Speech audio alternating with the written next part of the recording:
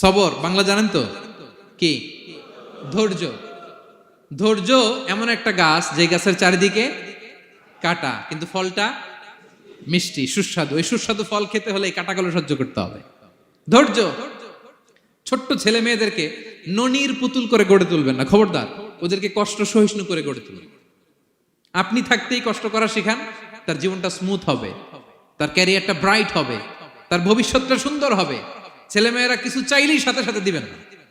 অনেক বাবা মা আছে এত আদর করে, এত বেশি আহ্লাদ করে, যা চায় তাই দেয়, পরে হিতে বিপরীত হয়, ঠিক কিনা? ছেলে মেয়েকে অভাব শেখান, ছেলে মেয়েকে কষ্ট শেখান, ওদেরকে সংগ্রাম শেখান, প্রতিকূল পরিবেশে কি করে টিকে থাকতে হয় এটার সবক শেখান। সেদিন লোকমান তাই করলেন, ছেলের সবর শিখাইলেন যে বাবা ধৈর্য ধারণ করো, আতঙ্কিত হবা না। জীবন এটা সহজ নয়, জীবন চলার পথ সহজ নয়, এটাকে সহজ করে নিতে হয়। কখনো সবর করে, কখনো ক্ষমা করে, কখনো অন্যকে ইগনোর করে, কখনো দোয়া করে, কখনো আল্লাহর উপর তাওয়াক্কুল করে, ঠিক কিনা? ছেলে মেয়েকে আদর করে বোঝাবেন, বাবা এখন তুমি বাবার হোটেলে খাও, মায়ের হোটেলে ঘুমাও। সারা জীবন এমন চলবে না, দুনিয়াটা বড্ড কঠিন, এখানে কেউ কাউরে জায়গা করে দেয় না, নিজের জায়গা নিজেরই করে নিতে হয়, ঠিক কিনা? ছোটবেলা থেকেই তাকে দৃঢ় মনোবলের করে তুলতে হবে যে বাবা দুনিয়াটা এত সহজ নয়, এটা সহজ করে নিতে হয়। This is the life hacks. এই লাইফ হ্যাক গুলো আপনি শিখাবেন, লাইফ লেসন গুলো শিখাবেন। ধৈর্য ধরো, সৎ কাজের আদেশ দাও, মন্দ কাজের নিষেধ করো। এগুলো করতে গেলে একটু বাধা বিপত্তি আসবে, কিন্তু শেষ হাসিটা তুমিই হাসবে, ঠিক কিনা? বিজয় তোমারই হবে। কি বলেন? সময়ই কথা বলে, সময়ই কথা বলে। বিপদে ধৈর্য ধরো। বিশ্বনবী আল্লাহ বললেন ওয়াসবির আলা মা ইয়াকুলুনা ওয়াহজুরহুম হাজরান জামিলা। নবী হে, বিপদে ধৈর্য হারা হবেন না। ভালো সময় সামনে আসছে, মক্কায় আপনারে কষ্ট দেয়, গণক বলে, জাদুকর বলে, পাগল বলে, মদিনাতে বিজয় আপনারই হবে, ঠিক কিনা? ছেলে মেয়ে যেন আশাবাদী হয়ে গড়ে ওঠে, হোপফুল, আতঙ্কিত যেন না হয়। কষ্ট শিখান, ধৈর্য শিখান। আচ্ছা গেল। এরপর তিনি বললেন ওয়ালা তুসাইর খাদ্দাকা লিন্নাস। ও আমার কলিজার টুকরা সন্তান, ওয়ালা তুসাইর খাদ্দাকা লিন্নাস, অহংকার করে মানুষ থেকে মুখ ফিরিয়ে নিও না। ছেলেরে এবার সোশ্যাল বানানোর চেষ্টা করতেছেন, হ্যাঁ? ওয়ালা তুসাইর খাদ্দাকা লিন্নাস। দেখেন একটার পর একটা, প্রথমে স্রষ্টারে চিনাইলেন, তাই না? এরপরে স্রষ্টার ক্ষমতা সম্পর্কে শিখাইলেন, এরপরে আধ্যাত্মিকতা শিখাইলেন, এরপরে ইবাদত কি সেটা জানালেন, এরপরে তিনি সোশ্যাল এঙ্গেজমেন্ট কিভাবে করবেন, সোশ্যাল রিফর্ম কিভাবে করবেন শিখালেন। এবার মানুষের সাথে কিভাবে মিশতে হয় সেটা শিখাচ্ছেন।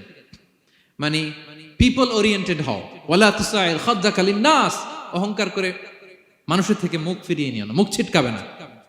মানুষকে সম্মান করো, মানুষের সাথে মেশো, বি পিপল ওরিয়েন্টেড। আমাদের অনেক ছেলে মেয়েরা মানুষের সাথে মিশতে পারে না। দোষ কার? বাবা মায়ের, শেখায় না। একটা সময় আমাদের মনে আছে, ছোটবেলায় মেহমান আসলে আমরা এত খুশি হইতাম, কি বলেন? মেহমানের কাছে যাইতাম, সূরা শোনাইতাম, কবিতা শোনাতাম, এটা খেলতাম, ওইটা করতাম, যাওয়ার সময় আমাদেরকে টাকা দিয়ে যেত, হায় রে খুশি। এখন দেখবেন টেনে হিসেবে মেহমানের সামনে আনা যায় না। এরকম আছে না নাই? অনেক ফ্যামিলিতে এরকম আছে যে তারা সারাদিন ডিভাইস নিয়ে, এই ডিভাইস আসক্তি এত মারাত্মক পর্যায়ে পৌঁছেছে যে তারা মানুষের সাথে মিশতে পারে না। এই পাবলিক ওরিয়েন্টেশনটা অনেকের নাই, পিপল ওরিয়েন্টেশন নাই। অনেক ছোট বাচ্চা, মেহমান আসছে, তুমি একটু আসো, সালাম দাও, বসো, আসতে চায় না, বসতে চায় না, কারণ ওরা শিখানো হয় না। সারাদিন দিয়ে রাখছে কি হাতে? মোবাইল। এই জন্য ছোটবেলা থেকে আমরা যেন সামাজিক বানাই, বাচ্চাকে যেন শেখাই, বাবা মুরব্বীকে দেখলে সালাম দিতে হবে। কি করতে হবে? ওরা শিখাবেন। অনেক সময় ছোট বাচ্চারা না বুঝে দারোয়ানের সাথে খারাপ আচরণ করে, ঘরের কাজের বুয়ার সাথে খারাপ আচরণ করে, ড্রাইভারকে বকা দেয়, আছে না নাই? ভদ্রতা, ডিসেন্ট ম্যানার আপনি শিখান নাই তো, শিখবে কোত্থেকে? এই জন্য শুরুতেই বললাম যে গরুর পেট থেকে বেরোলে গরু হয়, কিন্তু মানুষের পেট থেকে বেরোলেই ওটা মানুষ হয় না। ওটারে মানুষ বানাতে হয় দিনের পর দিন, মাসের পর মাস, টিউনিং করে, পলিশিং করে, গাইড করে করে মানুষের মতো মানুষ বানাতে হয়। তাহলে ছেলেনে বললেন ওয়ালা তুসাইর খাদ্দাকা লিন্নাস, তোমার চেহারাকে মানুষ থেকে ফিরিয়ে নিও না, গণমুখী হও, মানুষের সাথে মেশো। ছেলে মেয়েদেরকে এটা বলবেন। শহরে থাকলে মাঝে মাঝে গ্রামে নিয়ে যাবেন, কাদার মধ্যে ছেড়ে দিবেন, হাট বেটা, হ্যাঁ, কাদায় ছেড়ে দিবেন, পুকুরে ছেড়ে দিবেন, দৌড়াদৌড়ি করতে করতে তারপরে তারা শিখবে, দেখবে। মাছ, জ্যান্ত মাছ দেখে নাই আমাদের অনেক ছেলে মেয়েরা, আছে না নাই? ওরা ভাবে মাছ বোধহয় ওই ইয়ের মধ্যেই পাওয়া যায়, শপিং মলেই পাওয়া যায়, ফ্রিজের মধ্যে থাকে, এরপরে এটা খাইতে হয়। জ্যান্ত মাছ দেখলে দেখবেন ভয় পেয়ে গেছে, কারণ শেকড়ের সাথে এদের কোনো সম্পর্ক নাই। এরা যেন গণমুখী হয়, শেকড়ের সাথে যেন এদের সম্পর্ক থাকে। হ্যাঁ, এটাই দেখেন, এই উপদেশটা কয় হাজার বছর আগের। মনে হচ্ছে যেন আজকের পরিস্থিতি দেখে দেখে লোকমান ইসলাম ছেলেকে অ্যাডভাইস করতেছেন। সুবহানাল্লাহ পড়বেন না?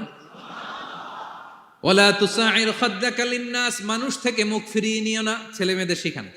মানুষ দেখলে ভয় পেও না, মানুষের কাছে যাও, মানুষের দুঃখ দুর্দশা দূর করার চেষ্টা করো, গণমুখী হও, মানুষকে দেখলে সালাম দাও, মুচকি হাসি দাও, হাত বাড়িয়ে মুসাফা করো, তাহলেই না মানুষের সাথে তুমি মিশবে, শিখবে, জানবে, ঠিক কি না? এরপরে বললেন ওয়ালা তামশি ফিল আরদি মারাহা, আমার কলিজার টুকরা সন্তান, অহংকার করে রাস্তা দিয়ে হেঁটো না, কারণ ইন্নাল্লাহা লা ইউহিব্বু কুল্লা মুখতালিন ফখুর, আল্লাহ অহংকারীকে পছন্দ করেন না। এবার বডি ল্যাঙ্গুয়েজ শিখাচ্ছেন ছেলেকে, কিভাবে হাঁটবে। আমাদের অনেক সময় ছেলে মেয়েরা খুবই ভালো, নিষ্পাপ, শুধু ভিতরটা পরিষ্কার হইলে হবে না, আপনার জেস্টারও তো ভালো হইতে হবে।